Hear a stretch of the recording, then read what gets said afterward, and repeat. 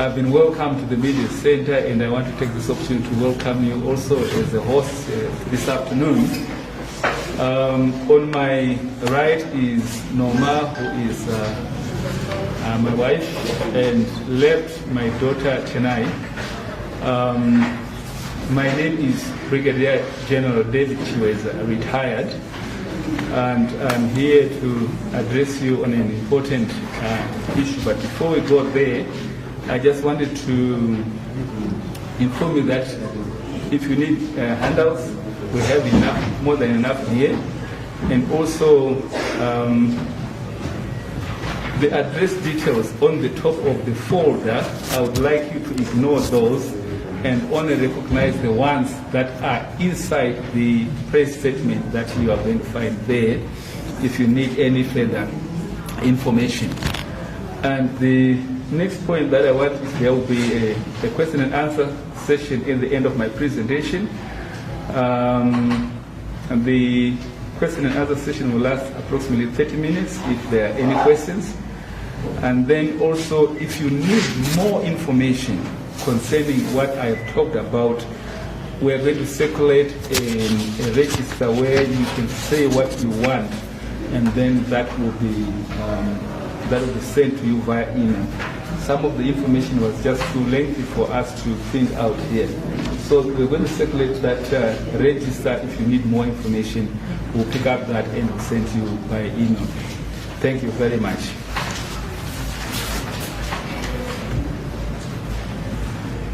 My name is Brigadier General Retired David Chiweza.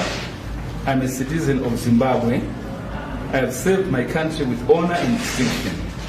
I served in the Liberation War. I served in the army. I served in the diplomatic service. I served in business, HIV and AIDS, and the Ministry of the Gospel. Since my retirement 26 years ago, in 1995, I have led a very peaceful life, minding my own business and working hard to provide for myself and family. Whenever I lend my voice to national issues, it has always been with genuine concern and desire to help mitigate our challenges. I've not been an active member of any political party, and I have always shared in the common struggles of our people, often enduring burdens without complaint. Owing to my belief that we all have a duty to help our country grow and make life better for our people, I am on record for offering solutions whenever I could. I've always given due respect to leaders from every walk of life. I also know that I have lived an honest life, always striving to be a better person to fellow citizens.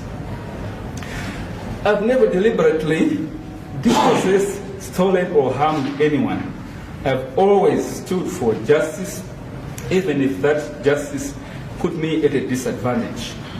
I believe that these are virtues that our beloved country ought to allow us to live by, and I expect this from a country I call mine. Since 2009, I have suffered unjustified, vicious attacks on my person and interests in full view of the people and leaders I expect to put a stop to it. Consequently, I put my faith in the justice system, hoping that it will protect me, but alas, it has also failed me. 3 times inside a decade, I appeared in the Supreme Court of Zimbabwe to defend my personal interests from misappropriation by powerful and connected people in our society. Apart from the notoriety of appearing in the Supreme Court, a record 3 times, I cannot count how many times I appeared in the High Court of Zimbabwe, including appearances in conciliation, arbitration, tribunal, and the Labour Court of Zimbabwe. Through this experience, I have tested the system by persistently holding out the torch of justice, but powerful individuals were well able to exploit the inherent shortcomings in the system to deprive me of my deserved justice and the consequent retention of my interests. I do not contest cases in the court to deny my responsibilities and obligations towards others. It is honorable for one to accept his obligations and then fail to meet them only because circumstances dictate so. It is unjust to use this justice system to wriggle out of personal obligations, let alone to deprive others of their rights. In all three of my Supreme Court appearances, litigation was used to deprive me of my proven rights under substantive law. On the merits of my cases, I successfully defended my interests 7 times in the High Court of Zimbabwe, once in the Labour Court, once in an arbitration tribunal, and once in the Supreme Court of Zimbabwe. I proved my rights in these courts, and my nemesis, lies, failed. Justice was therefore served on the merits by the lower courts, and I was similarly sure that it would be served in the Supreme Court. However, the Supreme Court judgments of 5 and 5 November 2021, which is SC 250 of 2019 and SC 33 of 21, have compelled me to raise some important national issues affecting our constitutional and justice system today. My constitutional right to justice was clearly not served. This painful experience has motivated me to publicly expose this mischief and injustice that is being exploited by the powerful and connected to deny the weak and vulnerable the justice they deserve. I believe it is in the public interest to share this and to find ways of ridding our country of this mischief. I'm calling on our leaders, legislators, and people to do something to close the loopholes. Failing this, we will see the powerful and connected legitimately continue to steal our constitutional rights to justice. A justice system must deliver justice to all without fear or favor, not just to some of us, but all of us. It is not right to have 2 justice systems, one for the ordinary man and another for the powerfully connected. The Supreme Court judgments of 5 and 8 November 2021 gave my 2 houses to 2 powerful and connected individuals, Nicholas van Hoogstraten and Mnangagwa Paul Mangwana.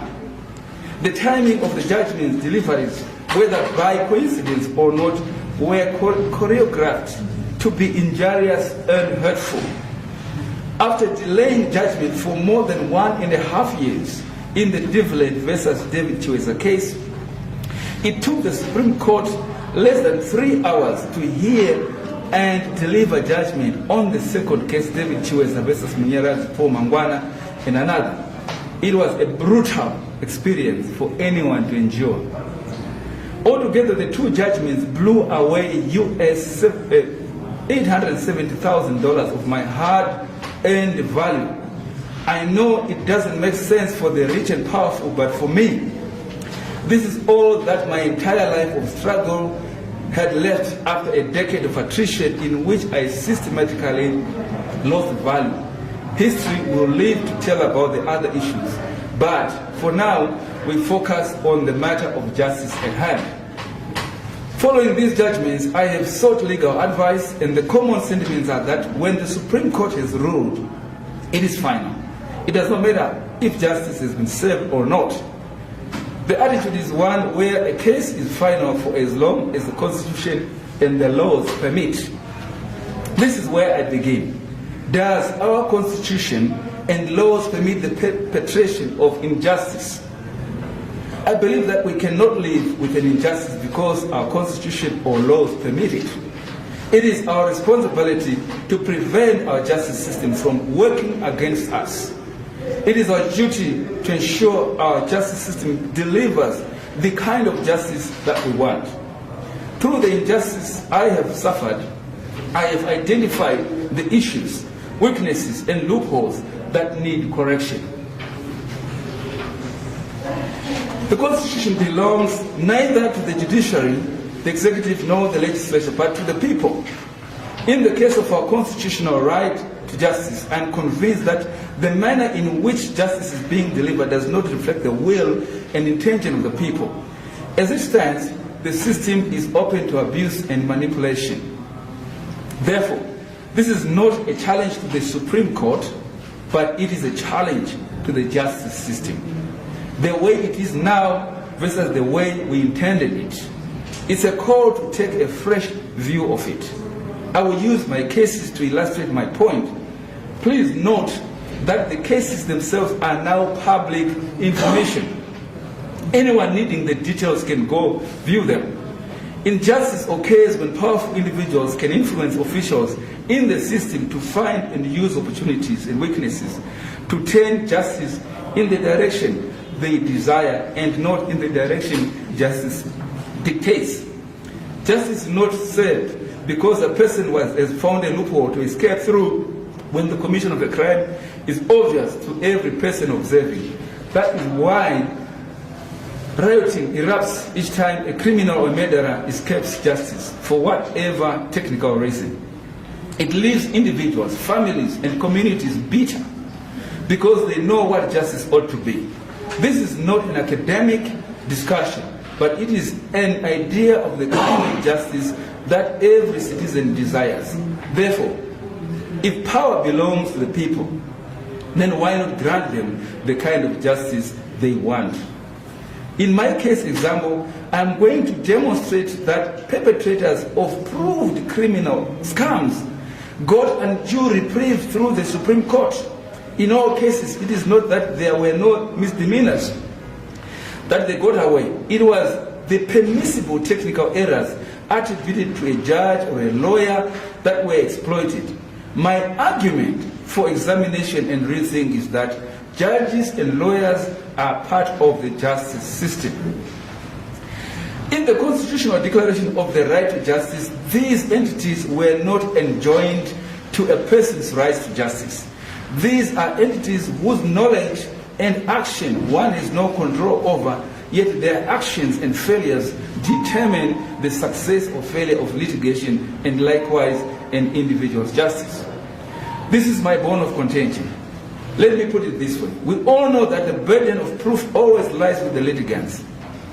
Nowhere do we find the moral that the burden of procedural mistakes lie with the litigants. If one has proved his or her case before the court, justice ought to be granted there. Trespass of justice occurs where the offense is committed, not in the bureaucratic corridors of power.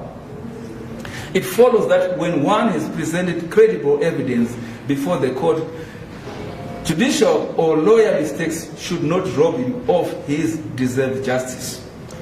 Our Constitution does not give exceptions to the right to justice, and yet we have judge and lawyer errors giving such unconstitutional exceptions.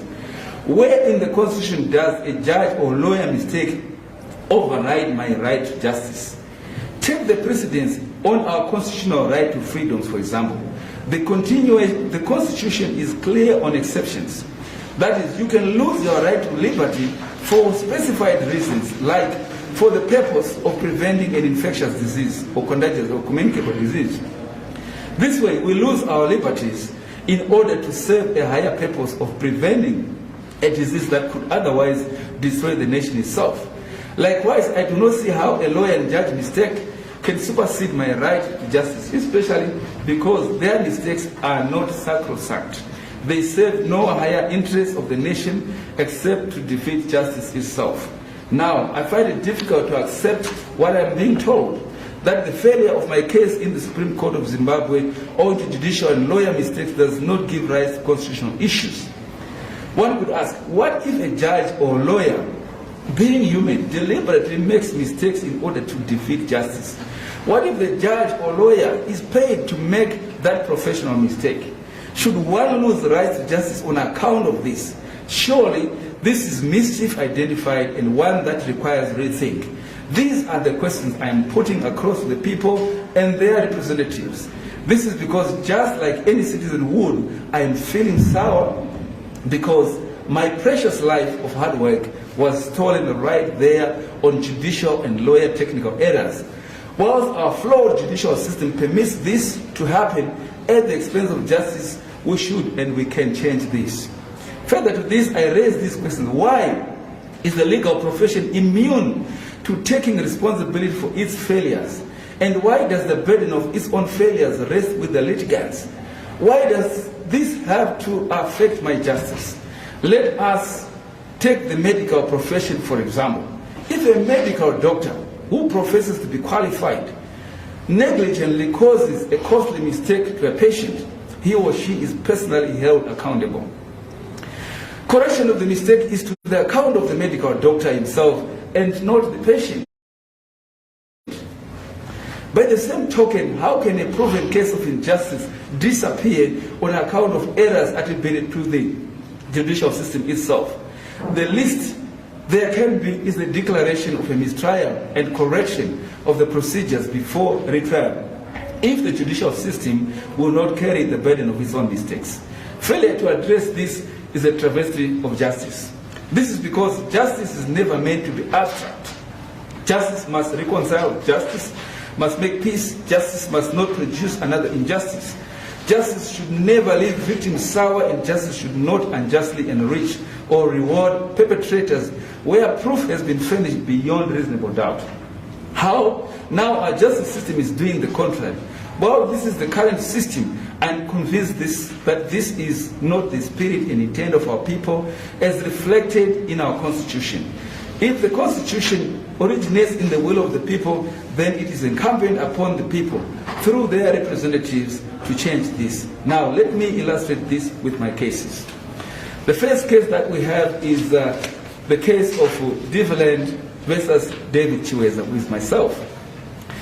Diviland Investments Private Limited, a company fronted by business tycoon Nicholas van Hoogstraten, a man with known connections to the ruling party, walked away with the house I purchased for US $68,000. A capital appreciation gain to US $120,000. All my proven payments of US $56,000 is free capital from me, and potential interest earnings, by the way, not compounded, of US $806,000, being 10% per month interest on the capital charged by his microfinance institutions. This is precisely the reason why for 12 years he refused to sign an agreement of sale, why he never seemed interested in getting or demanding the full payment, nor asked for rentals. There had to be a gain somewhere, and here it is. He was making a cool US $5,600 per month on interest alone from my capital that I paid to him. Yet, to recover the house without paying back the payments was a boon. I must admit, he was damn smart. He outsmarted me, he outsmarted the Supreme Court. I successfully proved in the High Court of Zimbabwe that in 2009, through property plus real estate agents, I was persuaded into making prepayments for number 12 Leroux Drive, Hillside, Harare, before signing an agreement of sale because the owner, Nicholas van Hoogstraten, was said to be abroad. I paid US $56,000 when I stopped because he was suspiciously refusing to sign an agreement of sale to enable me to obtain a mortgage for the balance of USD $16,000. I occupied the house for 6 years while he surprisingly evaded signing the agreement of sale. In 2014, he finally agreed to issue an agreement of sale on condition that I paid an agreement of sale fee of USD $300, which I paid, and an official receipt was issued. However, he still would not sign an agreement of sale. While I awaited the agreement of sale, he sent his agent to subdivide the property, and when I heard about it, I got the agent, Brian Machengo, arrested for attempting to subdivide my property 7 years after the sale. Angered by this action, he commenced litigation to have me evicted on grounds that I had breached the agreement of sale by failing to pay up. Take note that up to this point, there was no breach because we had agreed that he issue an agreement of sale to complete the transaction. In the hearings, I debunked every false averment he made, which were that he had sold me a subdivision. There was no permit, and the disputed subdivision permit he produced was obtained only years later. I produced the original newspaper advertisement as proof. Part of my repayments installments had been diverted to pay off a microfinance loan I allegedly owed. He could not prove it, nor produce documents besides the fact that it would have been illegal for the agent to redirect installments towards a house sale agreement to pay a third party. I also showed the court that he had bad intentions from the start in that he accepted payments, yet the agent did not even sign the offer form. The proof was in the unsigned offer form, the payment receipts and deposit slips, and the receipts of the agreement of sale fee. I paid years later. In court, the seller could not justify his motive to refusing to issue a signed agreement of sale, even after accepting a fee for that purpose. High Court Judge Piri rightly saw through the merits of my case and ruled in my favor, ordering that Nicholas Van Hoogstraten, issue the agreement of sale as agreed and have the balance of his money paid. At that point, we were square.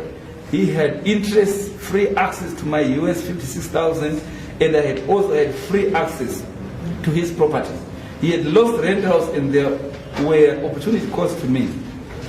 There was perfect justice for the agreement to be consummated as originally intended. However, as it turned out, the judgment of 5 November 2021, the Supreme Court gave everything to a proven transgressor, property, capital, and interest, by blaming the judge on everything concerning judicial process while ignoring the proven merits of my case, to which justice was deserved. Secondly, the Supreme Court also exercised an unexplained discretion to ignore altogether the fact that parties had entered a compromise agreement issue that was approved by the payment of an agreement of sale fee and subsequent issue of an official receipt. Had this compromise agreement been considered a case of judicial omission, then the claim of breach of contract would not have held. This can be construed as a professional mistake designed to treat my case. The rest of the detail can be read in the judgments, which will make interesting reading for a long time to come. Now, the legal question will be whether or not the Supreme Court, by overlooking or failing to address a compromise agreement, set a new judicial precedent, or it was simply a costly mistake that should be ignored. Now, I come to the crux of this one, this case of David Chiweza and another versus Mnangagwa, Paul Mangwana and another. On the second judgment of 8 November 2021, Mnangagwa Paul Mangwana walked away with my house, number 12 bag of clothes, Glenlawn, Harare, in another classic case of the kind of injustice I am addressing. This is the infringement of judge and lawyer mistakes on my constitutional right to justice. In this case, I had proved in the High Court of Zimbabwe that Mnangagwa Paul Mangwana had surreptitiously and in cahoots with the Deputy Sheriff of the High Court, Mr. Madega, taken over my house. The details are that he, Paul Mangwana, approached the Deputy Sheriff with an offer to purchase the house, following my voluntary agreement for a sale by private treaty. In terms of the High Court rules, I am entitled to be notified of the bid price and to raise objections if necessary. However, to ensure that I would not object, the Deputy Sheriff conveniently addressed the notice letter dated 29 October 2015 to a wrong address, number 13 Bar Grove Close, Glenlawn. Take note that the correct address is 12 Bar Grove Close. It is highly unlikely that there had been an attempt to serve the letters to the right street address. Having been the chairman of the neighborhood committee in that clause, the letter would have been redirected to me despite the wrong address. In this case, I want you to look at Exhibit A. It is clearly marked there, this letter on the 29th of October. What you need to see is my company at the bottom, Hoogstraten Investments. And it clearly addresses as 13 Bar Group Close instead of Bar Group. Now, if you look at the letter B and V, they're normally very close to each other on the typewriter, so you could actually excuse the typist. But you also need to note that this was served. Now, a served letter is one to whom somebody must sign for. Not just mailed, but it was served. But number 13 does not exist in the clause. So literally, this was served on a bush, and there's no record of service that was ever made. Then we come to when the 15 days notice period passed, the deputy sheriff apparently, in order to give Mnangagwa poor Mangwana enough time to fast track the transfer of the house into his name before I knew of the sale, addressed the sale confirmation letter dated 23 November 2015 to yet another fictitious address, after falsely claiming there were no objections. This time it was sent to number 13 Bargate Close. Now I want you to look at Exhibit B. At the bottom again you have this letter dated 23 November, which confirmed, but the address CC Western Investments at the bottom, which is marked 2, it shows number 13, which does not exist, and then Bargate is now a T. Now if you look at the distance between a V and a T, you have to move your hand substantially to go and make that kind of mistake. So there was no mistake. It was really a deliberate, professional foul to ensure that I don't know what's going on.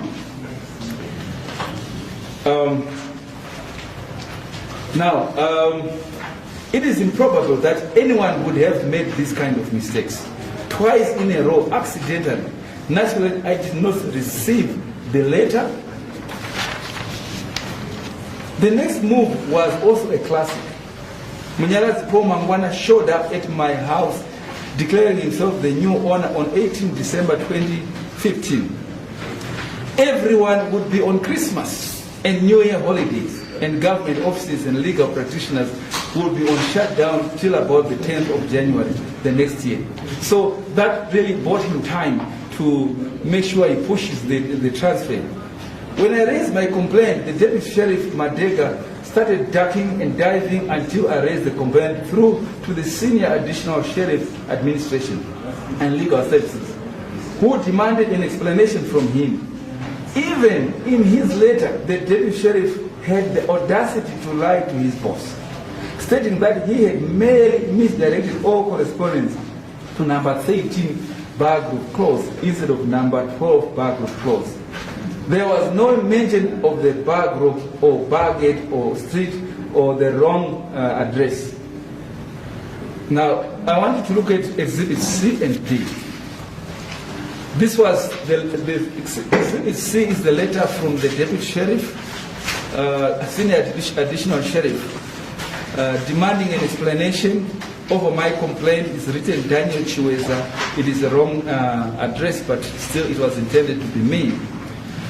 And Exhibit D is where everything comes in now, because he specifically mentions that the sale was being referred to sale by private treaty on 4 August 2015, and the letter was served on number 13. Now, service for number 13, there is no number 13, so there couldn't have been any service, and there's no record of service. Then he also goes on to say, however, all correspondence that followed were served on number 13 Bar Group Close, which was the total lie. There was no service, first of all, and as we have seen, there were double errors, different addresses altogether. The correct address was number 12 Bar Group Close. Now, and when he admitted his mistake to me in writing, he simply advised that correction was beyond him but the High Court. By the time I met with lawyers to investigate and compile my case, I was out of time, and Paul Mangwana, who had then fast-tracked the transfer of the title, was on hand to oppose. The series of professional moves and errors made proved the kind of systemic, premeditated injustice that I'm addressing. Officials can genuinely make mistakes, but they can also be bought to make these mistakes. It is inconceivable that the Deputy Sheriff made an ordinary mistake. It was calculated, and the influential Mnangagwa Paul Mangwana, who is the ruling party Zanu PF's Justice and Legal Secretary, was in consort with these shenanigans. Now, I want to illustrate on the interference aspect of him as Paul Mangwana. Now, if you look at all the exhibits A and B, the Deputy Sheriff was addressing correspondence to lawyers Xhosa and Mazonga, which means that Mangwana as an interested party should not have been actively involved in influencing the deputy sheriff. But here, this letter, which you see here, it was dated the 20th, Exhibit E, 20th of November. He is following up on the deputy sheriff to say, please, can you confirm the sale? Can you confirm the sale? Knowing that I didn't know what was happening behind. Then you go to Exhibit F. You see the proper lawyers who were supposed to be handling this case, Xhosa and Mazonga. They issued a letter on the 26th of November, breathing also on the deputy sheriff. But Mangwana had to also, in his letter, he had to sign his personal signature and saying, Honorable P. Mangwana. And that, you can tell what it was meant to do to the deputy sheriff. It was meant to make sure that he cooperates. But it shouldn't have happened that way. Then you look at the classic one, Exhibit G. Exhibit G. Now, Exhibit G is very interesting because it was 24th November 2015. And remember, the confirmation was made on the 24th itself. And here we have Paul Mangwana actively involved with the deputy sheriff, apart from the actual lawyers who were appointed to handle this transaction. And here he was sending this letter. First of all, he sends a letter to correct the deputy sheriff. No, you didn't put the right price. Some of us were not there to know what's happening. But he actually writes there, the correct price is 260,000. And then he goes on further to direct the deputy sheriff to make a correction on that. Now that is very clear case of interference. And then you have the man signing himself this letter as Honorable P. Mangwana, and the weight of his office was being used, even though he was not supposed to be handling this case himself directly. That is proven interference. Now, the wrong address, the fast track to transfer, the long holiday window, and the referrals to the courts from where Mangwana would have considerable influence as the ruling party justice secretary were all part of the scam to steal from me. I argued in the High Court that the sale price of years 260,000 was unreasonably low and that I had not been given due process to know of the sale and the confirmation of the sale. On the merits of the case, 4 times the High Court granted me justice. The key one being an order by Justice Spirit to set aside both the sale and the confirmation of the sale, and to cancel Paul Mangwana's title deed. The unfortunate part of the order was to refer the matter back to the same biased deputy sheriff. At best, the deputy sheriff should have recused himself for justice to be served. It was obvious that he would justify the earlier decision, ignoring even the judgment of the High Court, that the price was unreasonably low and that the sale had been set aside.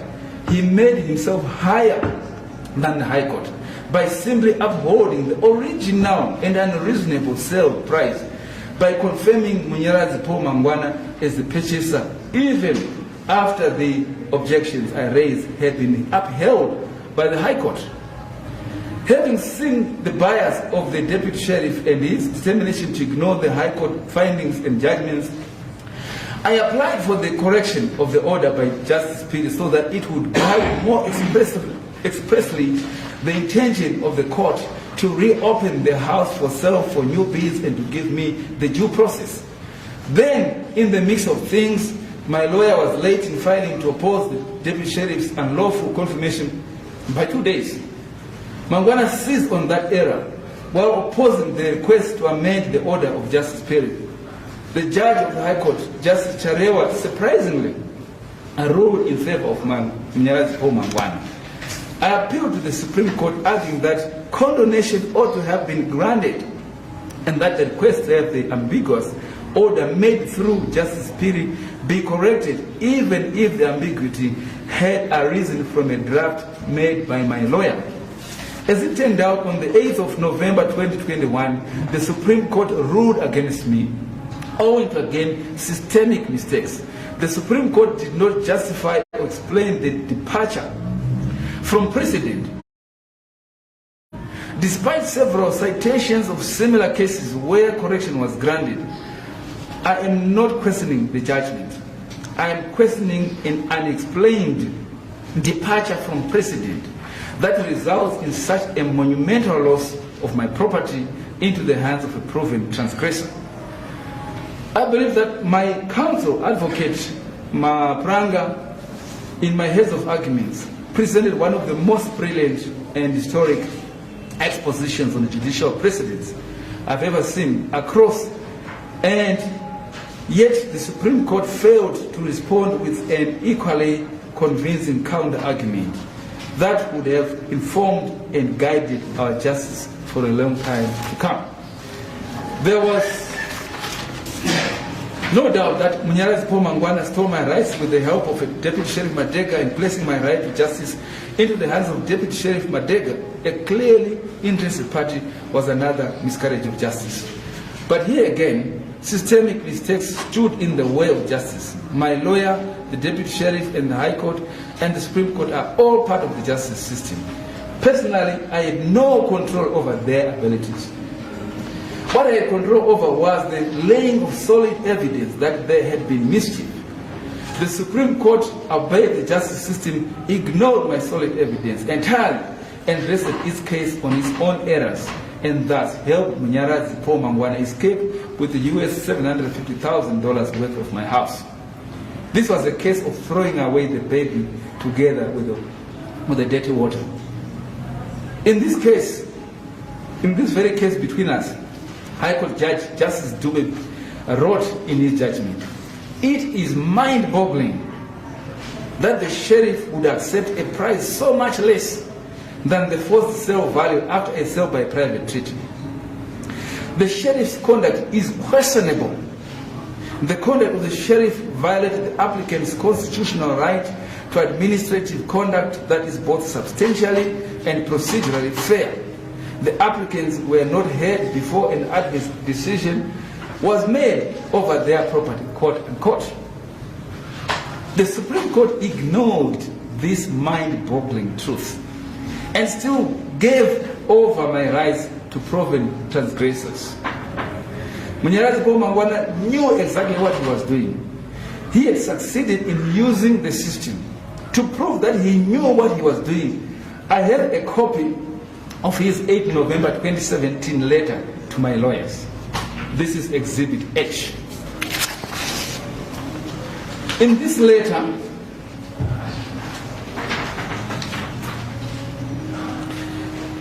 he requested a roundtable meeting for purpose of seeking possible solution to the above matter, which we believe can be resolved without further litigation. We met at his offices at 10 o'clock on 14 November 2017, and he agreed to pay a top-up amount of US $150,000. Now the question is, why did he do that? Everyone knows the political events of this period, and that Paul Mangwana was and remains politically aligned to President Mnangagwa.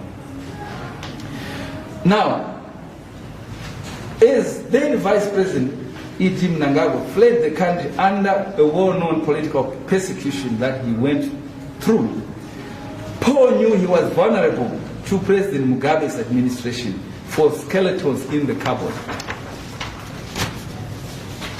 Otherwise, there is no other reason. Therefore, he quickly initiated the dialogue because he feared arrest for this crime he had committed. But in a week, the situation turned, and Vice President Mnangagwa then bounced back triumphantly. From there on, being the Zanu PF legal secretary and in favor with our president, he felt secure and untouchable. That is the commanding position that has made pursuit of my right to justice tedious. But like I said, the Supreme Court heard my case in 2 hours, adjourned for consideration in less than an hour, and the President's redirecting judgment was made against me with no record as to why. It begs the question of whether or not justice was served. I have asked for explanations that justifies why this time around the court cannot correct its own order, because it was drafted by my lawyer. If the order had been corrected in line with the findings of the High Court trial, I would have had my house back. It seems to me that that concession was key, and it was unjustly denied without explanation.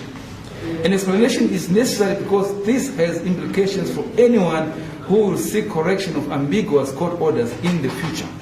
But also, I'm not accepting silence, because silence means injustice through what appears to be a law specifically made for me. This also is what happened with the failure to address the compromise agreement with Nicholas van Hoogstraten.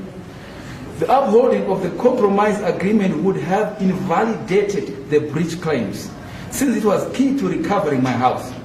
It seems to me that it was unjustly overlooked for purpose. I was failed by the judicial system. As a system that serves people, it seems to me that we are set up to fail at the whims of judges and lawyers. Judges and lawyers are professions just as medical doctors are.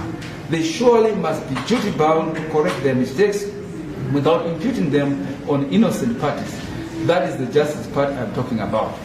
It is so when a system does not take responsibility for its mistakes, there will never be motivation for judicious application of justice.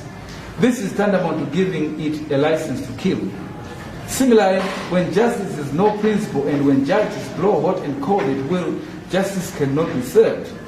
The public has a right to be safe under the control of professionals everywhere. Politicians, bankers, engineers, and other professionals have a duty to correct their mistakes.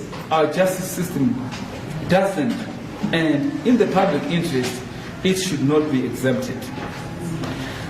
I have not found a constitutional law lawyer willing to take on the Supreme Court on this obvious constitutional issue. Hence my appeal to the people and their leaders to use the political process to review the Constitution. I trust that I have proved that there is an anomaly in our justice system. The judicial system is beyond reproach, yet its failings destroy the rights of those who deserve justice. I've also proved that the system being manned by humans is open to manipulation. Thus, giving unchecked discretion to the judicial officers can only serve to defeat justice. Finally, I've also shown that systemic mistakes in judicial discretion are tools that can be exploited by the powerful and connected to deliberately deprive the public of its rights. Thank you very much.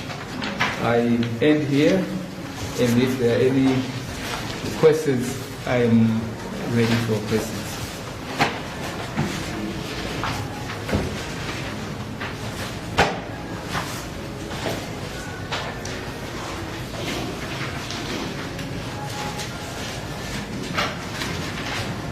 Yes, Dr. Chiweza, this is quite a very complicated situation or cases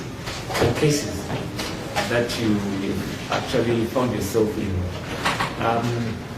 But understanding that you are coming from a military background, you have served the country, you have mentioned that until the time you retired, that was in 1995. And the people that have actually perpetrated this perhaps injustice towards you are people that are connected to political leadership or to the ruling party. Mm-hmm. In any way, do you feel that you are being targeted for whatever reason? Because these are two cases that are really outstanding. And would we say it is just coincidence, or in a way you would feel that you are being targeted, or how would you summarize such an unfortunate trail of events? Well, I wouldn't really want to speculate so much, but I know what's going on. But given the situation, it is difficult not to think that way. It is really difficult not to think that you are being targeted for some other reasons. But I think it being like that, the focus for me right now is to say, fine, this is the way these people are using to get away with what they don't deserve. And the Constitution legitimately allows them to do that.